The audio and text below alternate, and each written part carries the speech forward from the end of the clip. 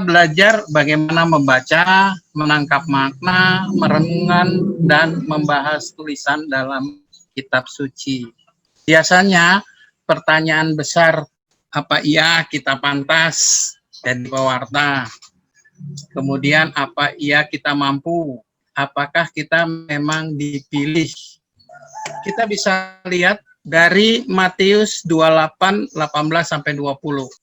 Yesus sendiri yang menyuruh kita mengajar mereka melakukan segala sesuatu yang telah kuperintahkan kepadamu.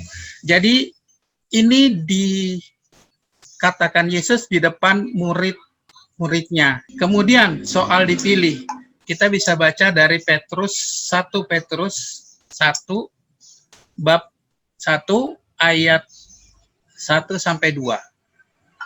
Di sini dikatakan dari Petrus, Rasul Yesus Kristus kepada orang-orang pendatang.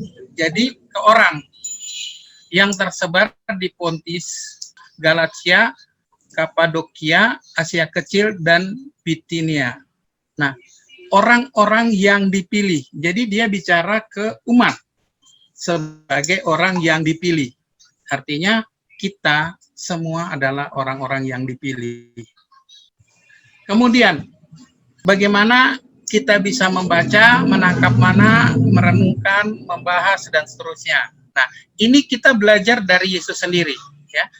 Kita bisa baca pada Lukas pasal bab 10 ayat 25-28.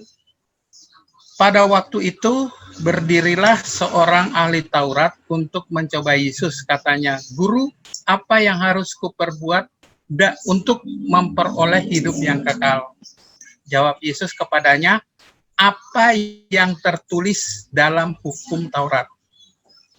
Apa yang kau baca di sana?" Jawab orang itu, "Kasihilah Tuhan Allahmu," dan seterusnya dan seterusnya. Nah, ini merupakan rangkuman pengertian atau makna. Kemudian kata Yesus kepadanya, "Jawabmu itu benar, perbuatlah demikian."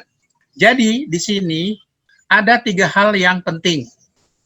Pertama, apa yang tertulis, yaitu teks atau huruf atau pengertian harafiah. Kemudian apa yang kau baca. Nah, apa yang kau baca itu lebih menyangkut masalah pengertian, konteks atau rangkuman. Jadi pada saat membaca kitab suci, kita harus mengerti tulisannya apa, kemudian pengertiannya apa, harafiah atau konteksnya apa. Konteks itu artinya batas-batas pengertian dari apa yang dibahas. Kemudian rangkuman.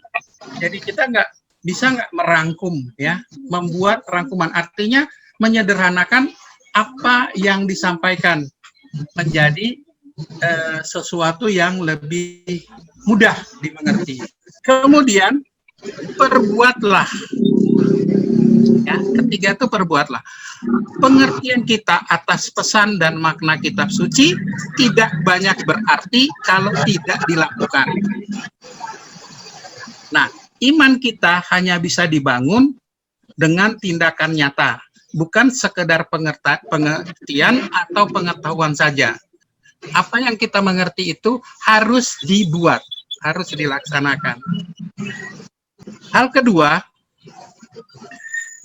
kita belajar bagaimana membangun iman dengan melaksanakan apa yang disampaikan dalam berbagai tulisan dalam kitab suci. Jadi, iman hanya bisa dibangun dengan tindakan. Ya, ini mungkin akan kita pelajari 2 hari ini. Ya, jadi teks dan iman. Jadi kitab suci, tulisan-tulisan kitab suci dan iman ini berhubungan erat. Nah, tapi di tengahnya ada tindakan. Jadi apa yang disampaikan dalam kitab suci harus dibuat supaya kita bukan hanya mengerti, tapi memang kita melaksanakan apa yang diperintahkan dalam kitab suci. Nah, selanjutnya persiapan untuk membaca kitab suci. Dalam membaca kitab suci, pertama-tama itu memang harus berdoa. Kenapa berdoa itu penting?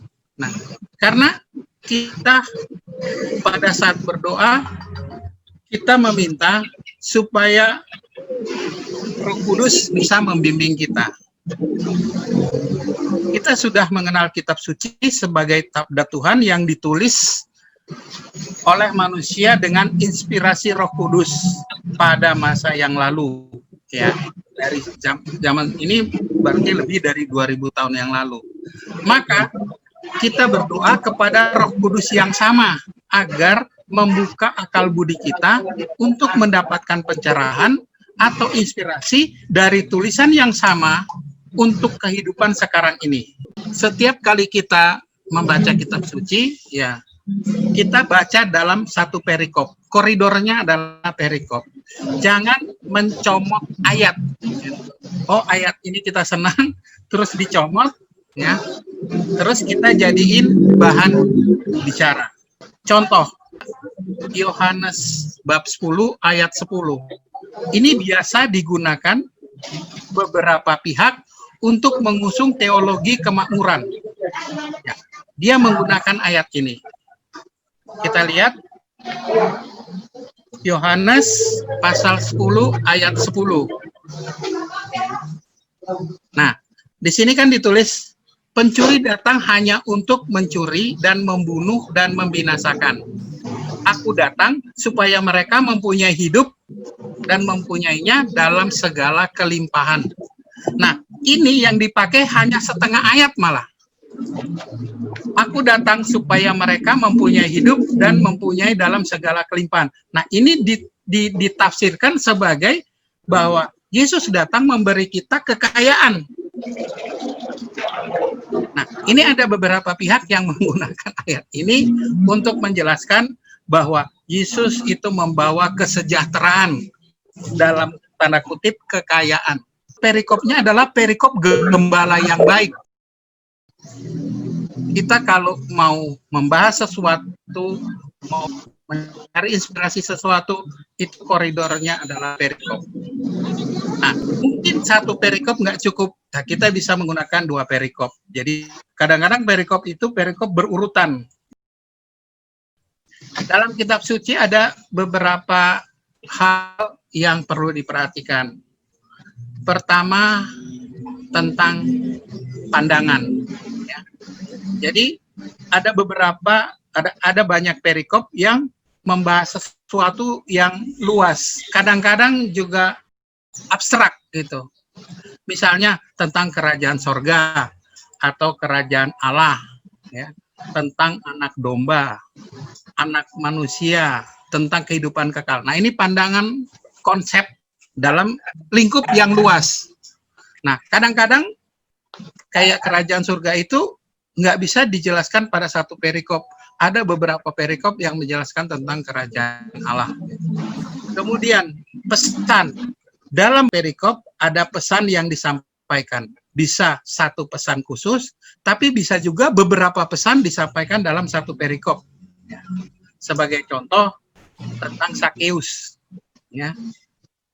Sakeus di situ ada pertobatan, ada iri hati, ada pesan pertemuan dengan Yesus. Begitu juga tentang perumpamaan penabur. Di situ ada beberapa pesan. Ya. Kalau kita waktunya terbatas, mungkin tidak seluruh pesan kita perlu bahas. Nah, kita bisa mengambil pesan khusus yang paling penting atau yang memang penting kita bahas, yang cocok untuk kesempatan pada waktu itu. Sesudah kita melihat pandangan yang disampaikan, pesan yang disampaikan, yang paling penting mengaktualisasikan pesan itu pada hari ini. Nah, pengembaraan di padang gurun itu kan memang pengembaraannya bangsa Israel. Nah, itu juga sebenarnya analogi dengan pengembaraan kita sekarang menuju ke kehidupan kekal. Kemudian gembala yang baik, ya, tentang talenta, tentang uang mina. Jadi ini yang bisa kita aktualisasikan sekarang ini. Misalnya kan talenta seperti dengan bakat, Huang Mina juga sama kira-kira. Ini mungkin kita bahas nanti gitu ya. Untuk membaca kitab suci, ada beberapa cara membaca kitab suci. Nah, kalau kita nggak punya ide apa-apa, baca perikop pelan-pelan dan berulang-ulang. Ya. Jadi coba baca tulisan dalam perikop atau kisah dalam perikop, tapi bacanya pelan-pelan, berulang-ulang gitu. Perikop ini dibaca lagi kalimat demi kalimat, diulang-ulang sampai satu saat ada satu kata atau dua kata atau kalimat yang terkesan. Ya.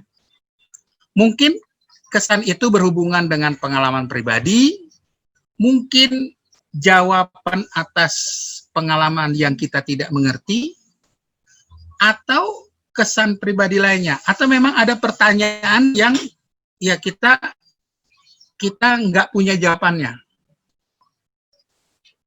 Nah, kemudian kita merenungkan ya, makna mulai dari kata atau kalimat tadi, apa kaitannya dengan pengalaman hidup kita. Sebagai contoh, kita baca Markus bab 9 ayat 38 sampai 41. Jadi di sini murid-muridnya melarang orang mengusir setan demi nama Yesus karena bukan pengikut Yesus. Apa yang kita bisa dapat dari bacaan ini ada di ayat 40. Kalau saya baca ulang, itu ada di ayat 40. Barang siapa tidak melawan kita, ia ada di pihak kita. Ini sebenarnya mau menyatakan apa gitu. Sering kita pikir bahwa Yesus itu kan eksklusif milik gereja Katolik, milik kita gitu. Ya. Tidak buat orang lain. Nah, dari sini kelihatan bahwa Yesus juga memperhatikan orang dari kelompok yang berbeda. Ya, orang di luar sana yang berbuat baik, yang berbuat seperti apa yang diminta.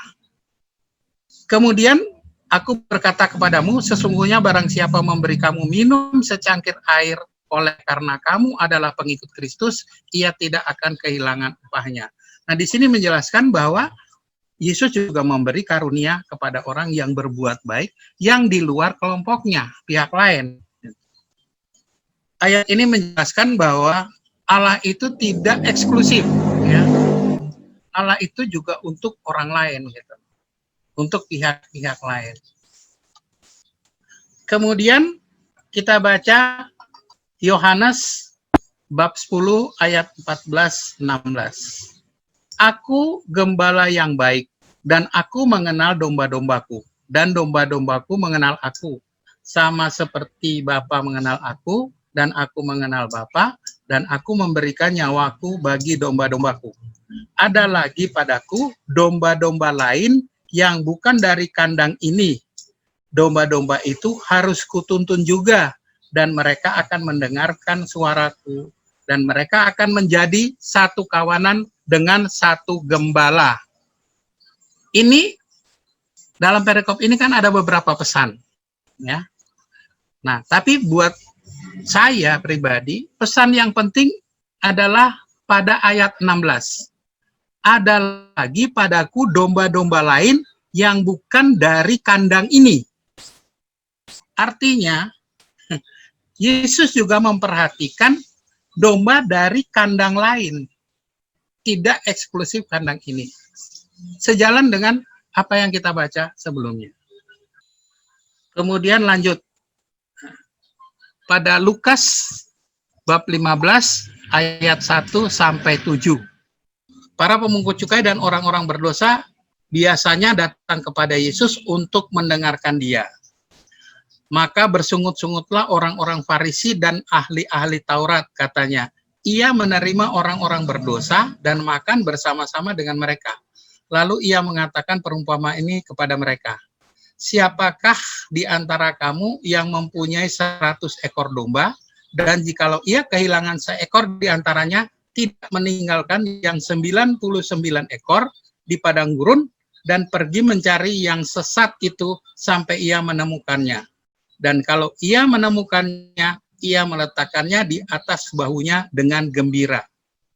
Dan setibanya di rumah, ia memanggil sahabat-sahabat dan tetangga-tetangganya, lalu berkata kepada mereka, "Bersukacitalah bersama-sama dengan aku, sebab dombaku yang hilang telah kutemukan. Aku berkata kepadamu, demikian juga ada sukacita di sorga, karena ada satu orang berdosa yang bertobat. Lebih daripada sukacita, karena 99 orang benar yang tidak memerlukan pertobatan." Orang Farisi bilang Yesus itu kumpulnya sama orang-orang berdosa, gitu. Ya, kumpulnya sama orang-orang berdosa.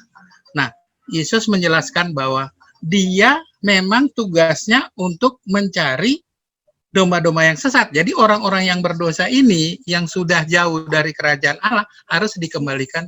Ya, ini perlu penjelasan panjang, berusaha mencari intinya, ya, mencari inti apa yang dimaksud dari perikop ini. Ya. Nah, karena itu di sini ditekankan kan bahwa surga akan bersukacita kalau ada satu orang berdosa yang bertobat. Jadi harga orang berdosa bertobat itu sesuatu yang luar biasa.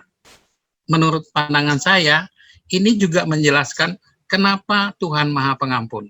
Untuk mengembalikan orang-orang yang tersesat untuk kembali ke jalan yang benar. Kita lihat cara membaca kedua. Ya, cara ini membaca untuk mendapatkan arti kan, tadi pelan-pelan. Nah, kedua, memperhatikan kata yang sama, tapi ditulis berulang-ulang. Ini sebagai contoh kita baca Matius ayat 1, pasal 1 ayat 1 sampai 17. Nah, di sini saya ngambil yang paling penting aja, yaitu ayat 1 sama 17. Ya. Inilah silsilah Yesus Kristus, anak Daud, anak Abraham. Ya, Abraham memperanakan Ishak dan seterusnya dan seterusnya. Ini cerita tentang silsilah.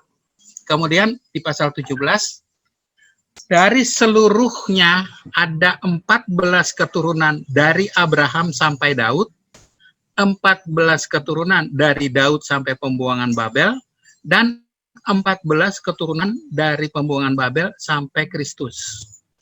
Di sini kita lihat ada kata yang diulang, Daud, Abraham, 14. Ini artinya kata Daud, kata Abraham, dan kata 14 itu sesuatu yang penting bagi penulis. Matius menulis kitab ini dalam kalangan orang Yahudi. Jadi artinya Yahudi pengikut Kristus. Untuk menjelaskan Yesus adalah Mesias, Matius harus menekankan bahwa Yesus adalah keturunan Israel. Boleh dibilang tokoh utamanya itu adalah Abraham dan Daud. Nah, kemudian di sini 14 keturunan. Nah, 14 kata 14 itu sebenarnya diambil dari singkatan kata Daud. Daud dalam bahasa Ibrani ditulis DWD. Nah, D huruf keempat, W huruf keenam, D huruf keempat lagi. Jadi 8 tambah 6, 14. Ya. Nah, jadi ini mau menjelaskan bahwa Yesus itu betul-betul keturunan Daud. Kemudian Markus pasal 8 ayat 11 sampai 13. Lalu muncullah orang-orang Farisi dan bersoal jawab dengan Yesus untuk mencobai dia, meminta daripadanya suatu tanda dari sorga. Maka mengeluhlah ia dalam hatinya dan berkata, "Mengapa angkatan ini meminta tanda? Aku berkata kepadamu, sesungguhnya bahwa angkatan ini sekali-sekali tidak akan diberi tanda." Ia meninggalkan mereka, ia naik perahu dan bertolak seberang. Di sini orang Farisi meminta tanda dari sorga. Gitu. Jadi sepertinya tidak percaya bahwa Yesus itu adalah Tuhan, utusan Allah. Gitu. Padahal pertanyaan ini mereka berikan pada waktu Yesus sudah beberapa kali berkarya. Artinya pasti mereka sudah dengar gitu loh kan tentang karya-karya Yesus. Untuk percaya, dia harus mendapatkan sesuatu, terutama pasti mujizat. Padahal Yesus sudah membuat banyak mujizat. Makanya Yesus berkata, sesungguhnya tidak akan diberi tanda lagi. Di sini kata tanda tuh 3 kali. Ini juga kalau zaman sekarang, orang yang masih nguber-nguber mujizat, kira-kira seperti itu. Ini Yesus mau menekankan bahwa lihatlah apa yang aku lakukan. Kan ada dalam bagian kitab suci, kalau tidak percaya padaku, percayalah pada apa yang aku lakukan, pada pekerjaan-pekerjaanku. Gitu, seperti itu. Nah, karena itu kita hanya bisa percaya. Kemudian kita terus Lukas 13 ayat 23 sampai 24. Dan ada orang yang berkata kepadanya, "Tuhan, sedikit sajakah orang yang diselamatkan?" Jawab Yesus kepada orang di situ, "Berjuanglah untuk masuk melalui pintu yang sesak itu. Sebab aku berkata kepadamu, banyak orang yang berusaha untuk masuk, tetapi tidak dapat." Di sini ada masuk dan masuk. Tapi penjelasannya yang pertama, berjuanglah untuk masuk. Sementara yang kedua, berusaha untuk masuk. Dan kata Yesus, berjuang untuk masuk pintu sesak itu. Karena kalau berusaha untuk masuk, itu nggak berhasil. Jadi di sini ditekankan bahwa keselamatan itu tidak mudah. Benar-benar harus diperjuangkan. Kemudian cara ketiga, membaca perikop sebagai cerita atau perumpamaan. Kalau kita baca suatu kisah, cerita, atau perumpamaan, seringkali kita bisa menyimpulkan dari ayat penutupnya. Ya. Jadi justru jawabannya itu ada di ayat penutup atau hampir penutup. Sebagai contoh, orang kaya yang bodoh. Seorang dari orang banyak berkata kepada Yesus, "Guru, katakanlah kepada saudaraku supaya ia berbagi warisan dengan aku." Tetapi Yesus berkata kepadanya, "Saudara, siapakah yang telah mengangkat aku menjadi hakim atau pengantara atas kamu?" Katanya lagi kepada mereka, "Berjaga-jagalah dan waspadalah terhadap segala ketamakan. Sebab walaupun seorang berlimpah-limpah hartanya, hidupnya tidak tergantung daripada kekayaannya itu." Kemudian, ia mengatakan kepada mereka suatu perumpamaan. Ada seorang kaya, tanahnya berlimpah-limpah hasilnya. Ia bertanya dalam hatinya, "Apakah yang harus kuperbuat, sebab aku tidak mempunyai tempat di mana aku dapat menyimpan hasil tanahku." Lalu katanya, "Inilah yang akan aku perbuat. Aku akan merombak lumbung-lumbungku, dan aku akan mendirikan yang lebih besar, dan aku akan menyimpan di dalamnya segala gandum dan barang-barangku. Sesudah itu aku akan berkata kepada jiwaku, 'Jiwaku, ada padamu banyak barang, tertimbun untuk bertahun-tahun lamanya. Beristirahatlah, makanlah, minumlah, dan bersenang-senanglah.'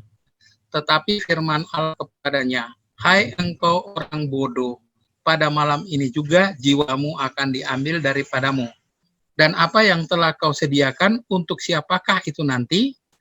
Demikianlah jadinya dengan orang yang mengumpulkan harta bagi dirinya sendiri, jikalau ia tidak kaya di hadapan Allah." Ayat 21 ini, ayat penutup ini jawaban dari pertanyaan tadi. Harta tidak menolong orang pada waktu dia meninggal. Jadi harta itu tidak menuju kehidupan kekal. Sebagai pewarta saat membuka atau membahas suatu tulisan atau kisah adalah berusaha mengetahui apakah ada pandangan atau konsep yang disampaikan dalam tulisan tersebut. Sebagai contoh,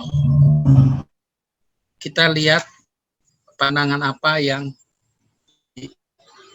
disampaikan.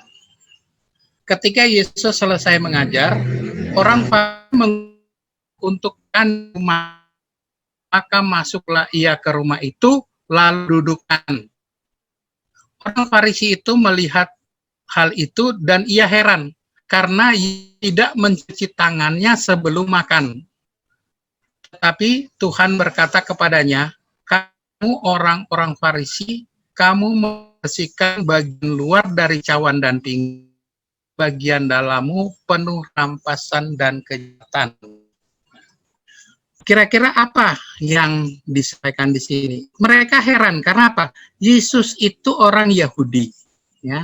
Yesus orang Yahudi, tahu Taurat pasti. Dan menurut Taurat, orang harus cuci tangan sebelum makan karena kalau nggak najis. Ya. Tapi nih, Yesus bilangnya, kamu membersihkan bagian luar dari cawan dan pinggang, tapi bagian dalammu penuh rampasan dan kejahatan. Ini Yesus bilang sebenarnya kita cuci tangan, ya kan? Kita cuci tangan, tapi hatinya tetap kotor. Gitu. Sebenarnya itu. Jadi Yesus menggunakan perumpamaan cawan.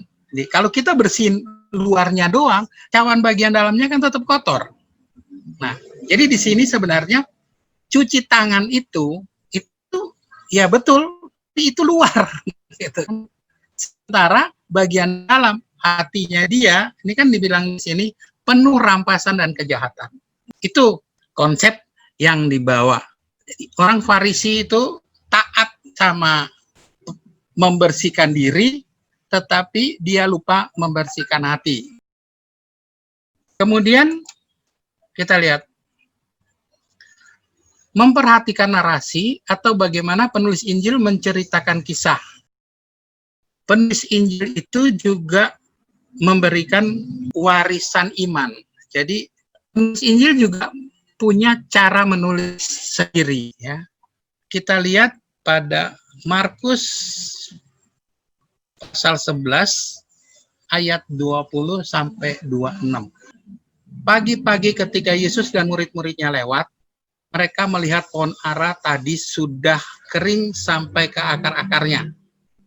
Maka teringatlah Petrus akan apa yang terjadi, lalu ia berkata kepada Yesus, Rabi, lihatlah pohon ara yang kau kutuk itu sudah kering.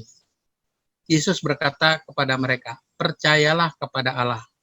Aku berkata kepadamu, sesungguhnya barang siapa berkata kepada gunung ini, beranjaklah dan tercampaklah ke dalam laut, asal tidak bimbang hatinya, tetapi percaya bahwa apa yang dikatakannya itu akan terjadi, maka hal ini akan terjadi baginya. Karena itu aku berkata kepadamu, apa yang kamu minta dan doakan, percayalah bahwa kamu telah menerimanya, maka hal itu akan diberikan kepadamu. Dan jika kamu berdiri untuk berdoa, ampunilah dulu sekiranya ada barang sesuatu dalam hatimu terhadap seseorang, supaya juga Bapamu yang di sorga mengampuni kesalahanmu. Jika kamu tidak mengampuni, maka Bapamu yang di sorga juga tidak akan mengampuni kesalahan-kesalahanmu. Ini sebenarnya perikopnya nyambung sama perikop sebelumnya, karena perikop sebelumnya Yesus lewat, terus lihat nggak ada buah di pohon ara, terus dikutuk.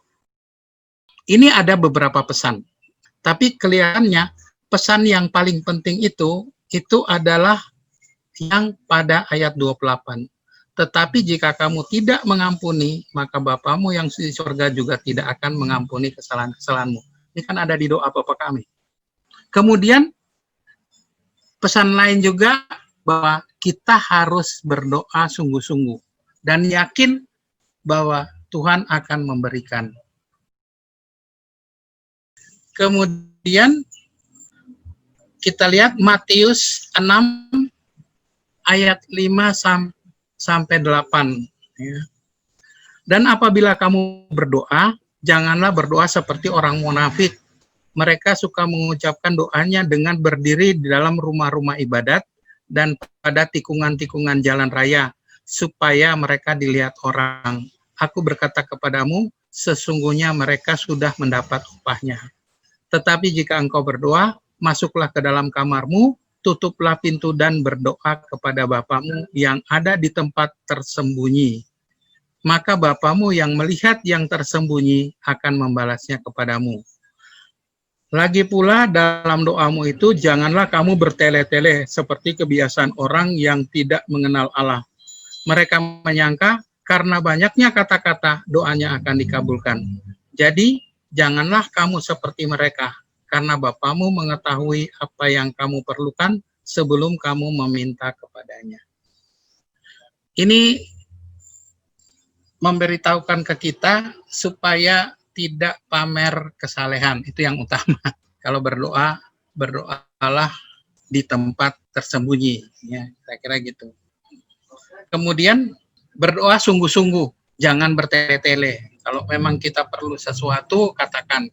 Jadi kadang-kadang saya pribadi sulit dapat jawaban, ya saya berdoa. Kadang-kadang dijawab cepat, tapi kadang-kadang juga jawabannya juga menunggu waktu.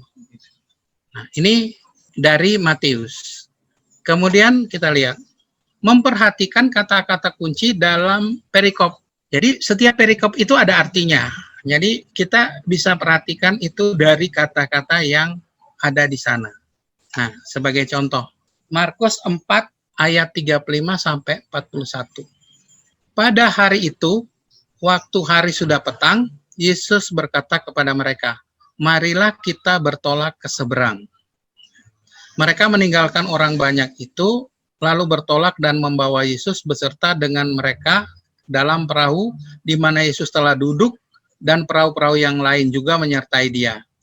Lalu mengamuklah taufan yang dahsyat, dan ombak menyembur masuk ke dalam perahu, sehingga perahu itu mulai penuh dengan air. Pada waktu itu Yesus sedang tidur di buritan, di sebuah tilam. Maka murid-muridnya membangunkan dia, dan berkata kepadanya, "Guru, engkau tidak peduli kalau kami binasa." Ia pun bangun, menghardik angin itu, dan berkata kepada danau itu, "Diam, tenanglah." Lalu angin itu reda, dan danau itu menjadi teduh. Lalu ia berkata kepada mereka, "Mengapa kamu begitu takut? Mengapa kamu tidak percaya?"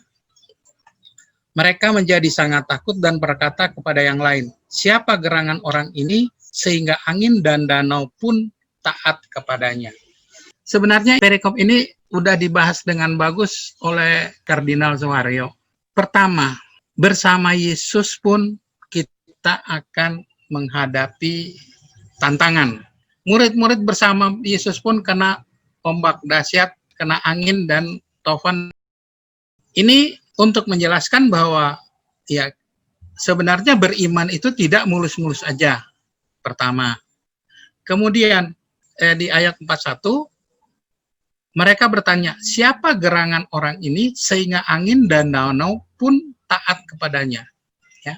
Nah, angin dan danau itu kan alam. Jadi Yesus di sini menunjukkan bahwa Yesus adalah penguasa alam. Ya. Kemudian kita bisa bersandar kepada Yesus karena apapun tantangan dan kesulitan yang kita hadapi, Yesus bisa menolong. Siapa gerangan? Angin dan danau pun taat kepadanya. Kunci dari perikop ini. Kemudian Lukas 18 ayat 1 sampai 8. Yesus mengatakan suatu perumpamaan kepada mereka untuk menegaskan bahwa mereka harus selalu berdoa dengan tidak jemu-jemu. Katanya, dalam sebuah kota ada seorang hakim yang tidak takut akan Allah dan tidak menghormati seorang pun. Dalam kota ini ada seorang janda yang selalu datang kepada hakim itu dan berkata, "Belalah aku terhadap lawanku." Berapa waktu lamanya hakim itu menolak.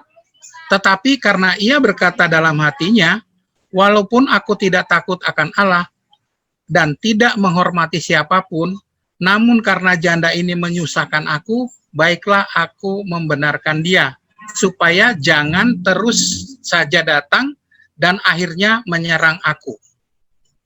Tidakkah Allah akan membenarkan orang-orang pilihannya yang siang malam berseru kepadanya? Dan adakah ia mengulur-ngulur waktu sebelum menolong mereka? Aku berkata kepadamu, ia akan segera membenarkan mereka, akan tetapi jika anak manusia itu datang, adakah ia mendapati iman di bumi? Nah, cerita ini ada dua bagian. Pertama, bagian perumpamaan. Nah, kedua, bagian penjelasan. Ya. Nah, bagian perumpamaan ini, kalau kita lihat secara keseluruhan, bagian perumpamaan itu adalah hakim yang lalim memberikan bantuan kepada janda yang miskin. Di bagian berikut, kalau orang lalim aja bisa berbuat kebaikan, apalagi Allah Bapa kita yang di surga. Yesus mengatakan, tidakkah Allah akan membenarkan orang-orang pilihannya yang siang malam berseru kepadanya? Secara keseluruhan, perikop ini bicara tentang doa. Sebenarnya ini kuncinya.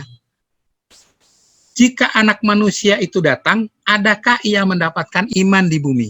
Nah, ini pernyataannya kan sebenarnya agak unik, enggak begitu nyambung sama cerita di atas. Kalau kita berdoa, besar kemungkinan kalau memang kita dalam keadaan terdesak, Allah selalu memberikan bantuan, memberikan pertolongan. Nah, pertanyaannya, sering kita berdoa karena terdesak, karena susah, atau karena sudah tertindas, sementara Yesus mengingatkan bahwa apakah kita punya iman. Jadi kalau kita berdoa, jangan berdoa cuma karena terdesak, cuma berdoa karena susah, ya kan? Cuma berdoa karena butuh, gitu. Karena memang butuh pertolongan Allah. Tapi kita berdoa memang kita beriman. Kita berdoa dengan iman. Jangan berdoa hanya karena butuh, ya kan? Atau ya kita menyapa Allah hanya karena kita dalam kesulitan. Pesan, ya. Jadi kalau tadi kan lebih abstrak ya, lebih luas. Sekarang mencoba cari pesan utama. Ya. Misalnya kita buka Markus pasal 1 ayat 3 sampai 4. Ada suara orang yang berseru di padang gurun, persiapkanlah jalan untuk Tuhan, luruskan jalan baginya. Demikianlah Yohanes Pembaptis tampil di padang gurun dan menyerukan, bertobatlah dan berilah dirimu dibaptis, dan Allah akan mengampuni dosamu. Di sini tulis pesannya bertobatlah dan berilah dirimu dibaptis. Tapi sebelumnya dia berkata, persiapkan jalan untuk Tuhan, luruskanlah jalan. Artinya, bertobat artinya kita mempersiapkan diri supaya Tuhan tidak sulit datang kepada kita. Ya. Di sini, sebelum bertobat, kita harus mempersiapkan diri untuk melakukan yang bengkok-bengkok dan meratakan yang bang. Kemudian melihat pesan atau nilai yang lain. Jadi dalam satu perikop kadang-kadang ada beberapa pesan. Sebagai contoh pada Yohanes 10 ayat 1 sampai 21. Aku berkata kepadamu, sesungguhnya siapa yang masuk ke dalam kandang domba dan tidak melalui pintu, tetapi dengan memanjat tembok adalah seorang pencuri. Tetapi siapa yang masuk melalui pintu adalah gembala domba. Untuk dia, penjaga membuka pintu dan domba-domba mendengarkan suaranya. Dan ia memanggil domba-dombanya masing-masing menurut namanya dan menuntunnya keluar. Jika semua domba-dombanya telah dibawa keluar, dia berjalan mereka dan domba-domba itu mengikuti dia karena mereka mengenal suaranya. Tetapi seorang asing pasti tidak mereka ikuti. Malah mereka lari daripadanya, karena orang-orang asing tidak mereka kenal. Itulah yang dikatakan Yesus pada perumpamaan kepada mereka. Tetapi mereka tidak mengerti apa maksudnya. Ia berkata demikian kepada maka sekali lagi, aku berkata kepadamu, sesungguhnya akulah pintu ke domba-domba itu. Semua orang yang datang sebelum adalah pencuri dan perampok. dan domba tidak akan mendengarkan mereka. Akulah pintu. Barang siapa masuk melalui aku, ia akan selamat, dan ia akan masuk dan keluar dan menemukan padang rumput. Pencuri datang hanya untuk mencuri dan membunuh dan membinasakan. Aku datang supaya mereka mempunyai hidup dan mempunyainya dalam segala kelimpahan. Pula gembala yang baik memberikan nyawanya bagi domba-dombanya. Sedang seorang upan yang gembala dan bukan pemilik domba-domba itu sendiri, mereka melihat serigala datang, meninggalkan domba-domba itu lalu lari, sehingga serigala itu menerkam dan menceraikan domba-domba itu. Ia lari karena ia seorang upahan dan memperhatikan domba-domba. Akulah gembala yang baik dan aku mengenal dombaku dan domba-dombaku mengenal aku. Sama seperti Bapa mengenal aku dan aku mengenal Bapa dan aku memberikan nyawaku bagi domba-dombaku. Ada lagi padaku domba-domba lain yang bukan dari kandang ini. Domba-domba itu harus kutuntun dan mereka akan mendengarkan suaraku dan mereka akan menjadi satu kawanan dengan satu gembala. Banyak pesan. Bisa lihat, jadi Yesus adalah pintu. Kemudian Yesus adalah gembala yang baik. Aku mengenal domba-domba. Dia bukan hanya melindungi, tapi dia kenal domba-dombanya. Kita lanjut. Kadang-kadang nih, jika diperlukan, kita bisa memberikan referensi atau penjelasan tambahan. Nah, ini biasanya kita menggunakan perikop sebelumnya atau perikop sesudahnya. Ini sebagai contoh, Matius pasal 13 ayat 44 sampai 46. Hal kerajaan sorga itu seumpama harta yang terpendam di ladang, yang ditemukan orang, lalu dipendamkannya lagi. Oleh karena sukacitanya, pergilah ia menjual seluruh miliknya untuk membeli ladang itu. Demikian pula hal kerajaan sorga itu seumpama seorang pedagang yang mencari mutiara yang indah. Setelah ditemukannya, mutiara yang sangat berharga, ia pun pergi menjual seluruh miliknya untuk membeli mutiara itu. Pesan di sini adalah kerajaan surga itu adalah suatu harta yang luar biasa. Jadi harta yang terpendam. Kemudian mutiara yang indah. Mutiara itu nggak bisa buat. Itu hasil dari alam. Jadi mutiara itu sesuatu yang istimewa.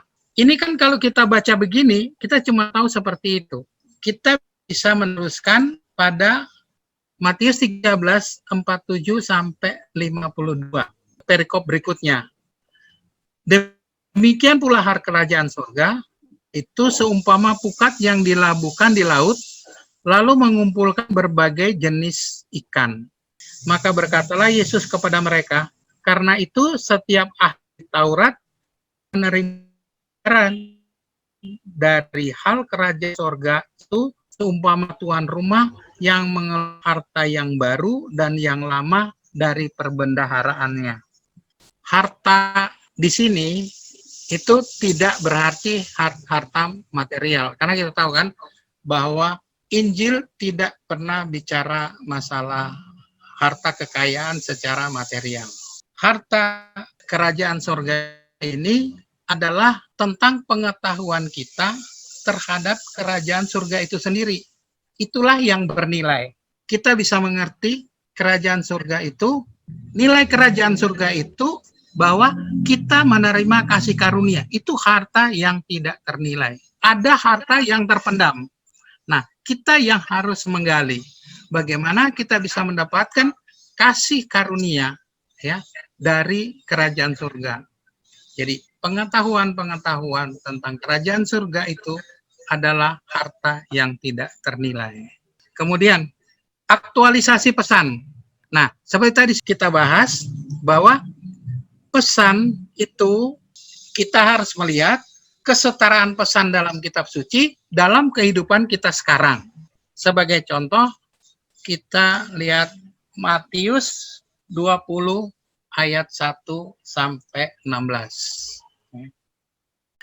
Adapun hal kerajaan sorga seperti seorang tuan rumah yang pagi-pagi benar keluar mencari pekerja-pekerja untuk kebun anggurnya. Setelah ia sepakat dengan pekerja-pekerja itu mengenai upah sedinar sehari, ia menyuruhkan mereka ke kebun anggurnya. Kira pukul 9 pagi, ia keluar pula dan dilihatnya ada lagi orang-orang lain menganggur di pasar. Katanya kepada mereka, pergi jugalah kamu ke kebun anggurku, dan apa yang pantas akan kuberikan kepadamu. Dan mereka pun pergi. Kira-kira pukul 12 dan pukul 3 petang, ia keluar pula dan melakukan sama seperti tadi. Kira-kira pukul 5 petang, ia keluar lagi dan mendapati orang-orang lain pula. Katanya kepada mereka, mengapa kamu menganggur saja di sini sepanjang hari? Kata mereka kepadanya, karena tidak ada orang yang mengupah kami. Katanya kepada mereka, pergi jugalah kamu ke kebun anggurku. Ketika hari malam, tuan itu berkata kepada mandornya, panggillah pekerja-pekerja itu dan bayarkan upah mereka, mulai dengan yang masuk terakhir hingga mereka yang masuk terdahulu. Maka datanglah mereka yang mulai bekerja kira-kira pukul 5 dan menerima masing-masing 1 dinar. Kemudian datanglah mereka yang masuk lebih dahulu. Sangkanya akan mendapat lebih banyak, tapi mereka pun menerima masing-masing 1 dinar. Ketika mereka menerimanya, mereka bersungut-sungut kepada tuan itu. Katanya, mereka yang masuk terakhir hanya bekerja 1 jam, dan engkau menyamakan mereka dengan kami yang sehari suntuk bekerja berat dan menanggung panas terik. Tetapi Tuhan itu menjawab kepada mereka, saudara, aku tidak berlaku tidak adil terhadap engkau. Bukankah kita sudah sepakat sedinar sehari? Ambillah bagianmu dan pergilah. Aku mau memberikan kepada orang masuk yang terakhir sama seperti kepadamu. Tidakkah aku bebas mempergunakan milikku menurut kehendak hatiku? Atau iri hatikah engkau karena aku murah hati? Demikianlah orang yang terakhir akan menjadi yang terdahulu, dan yang terdahulu akan menjadi yang terakhir.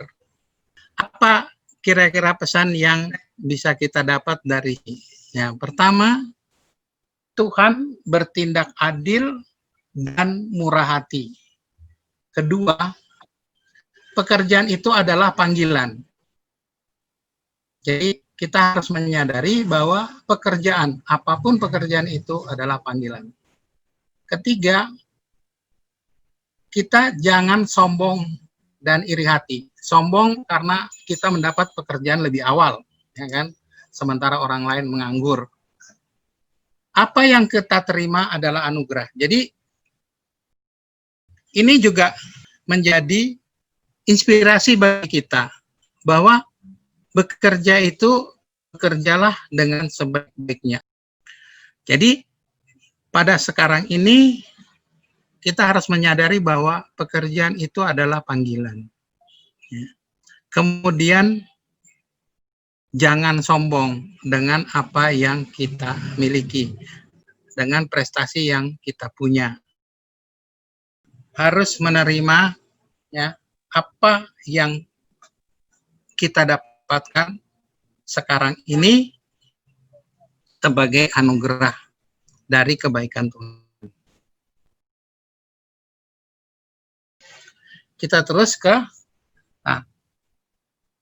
Lukas pasal 19 ayat 11 sampai 27. Untuk mereka yang mendengarkan dia di situ, Yesus melanjutkan perkataannya dengan perumpamaan bahwa ia sudah dekat Yerusalem, dan mereka menyangka bahwa kerajaan Allah akan segera kelihatan. Maka ia berkata, ada seorang bangsawan berangkat ke seluruh negeri, ke sebuah negeri yang jauh, untuk dinobatkan menjadi raja di situ. dan setelah itu baru kembali. Ia memanggil 10 orang hambanya dan memberikan 10 mina kepada mereka. Katanya, pakailah ini untuk berdagang sampai aku datang kembali. Akan tetapi orang-orang sebangsanya membenci dia, lalu mengirim utusan menyusul dia untuk mengatakan, kami tidak mau orang ini menjadi raja atas kami.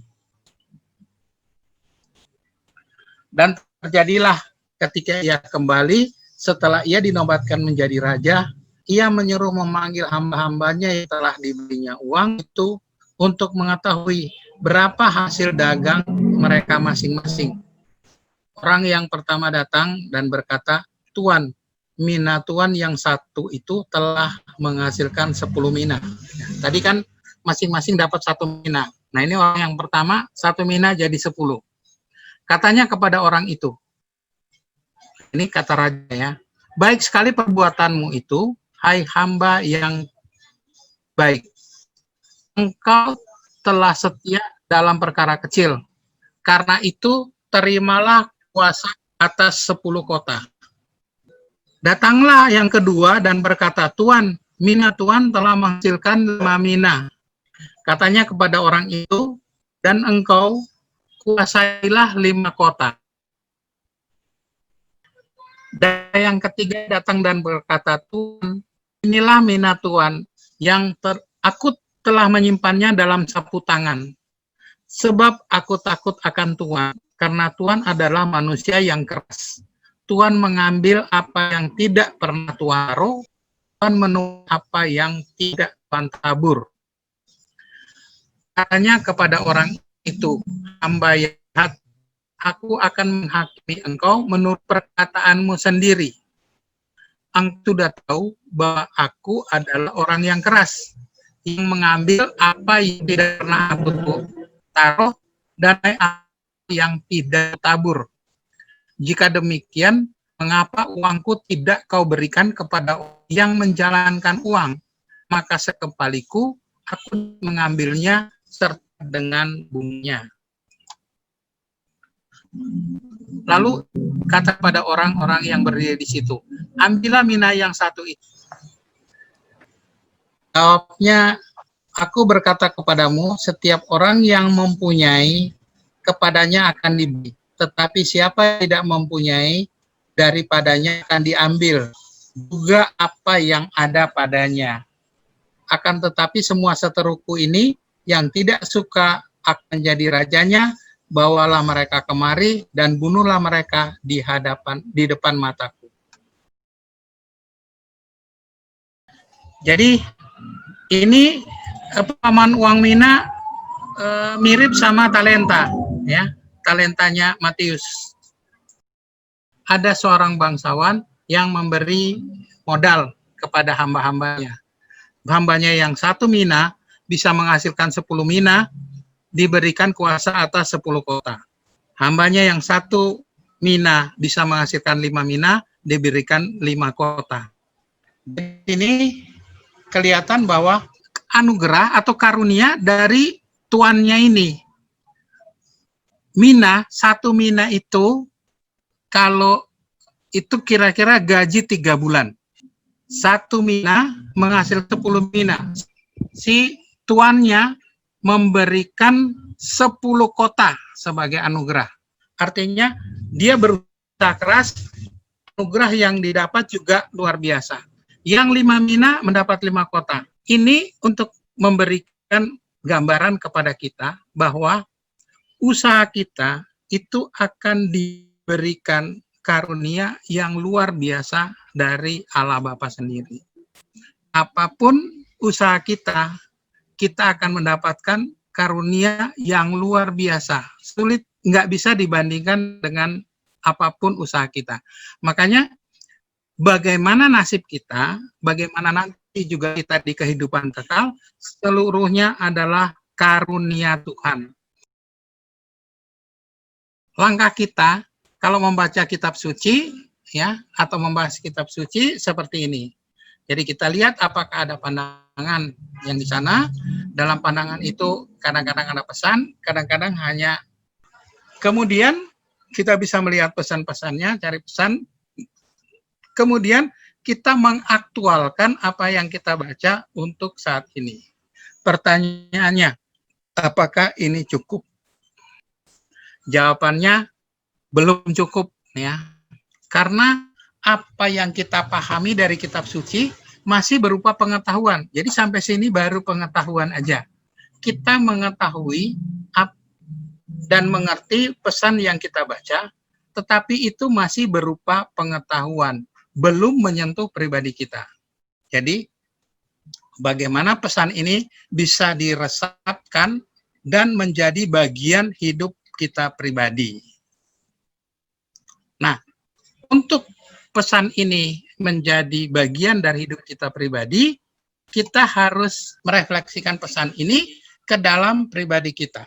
Untuk membuat tulisan kitab suci berarti dalam kehidupan kita, kita harus merefleksikan makna tulisan ke dalam perilaku pribadi kita. Demikianlah sedikit contoh cara membaca kitab suci dan bagaimana mendapatkan hal-hal yang menarik dari tulisan-tulisan dan atau kisah-kisahnya. Dan lebih dari itu, kita bisa selalu mendapatkan inspirasi baru bagi kehidupan kita. Seperti penulis kitab suci mendapatkan inspirasi dari Roh Kudus untuk menuliskan kitab suci, maka kita sekarang ini bisa memohonkan mendapatkan inspirasi dari Roh Kudus yang sama dari membaca tulisan-tulisan kisah yang ada dalam kitab suci. Dan bacaan kitab suci akan menjadi berharga jika kita merefleksikannya dalam kehidupan kita.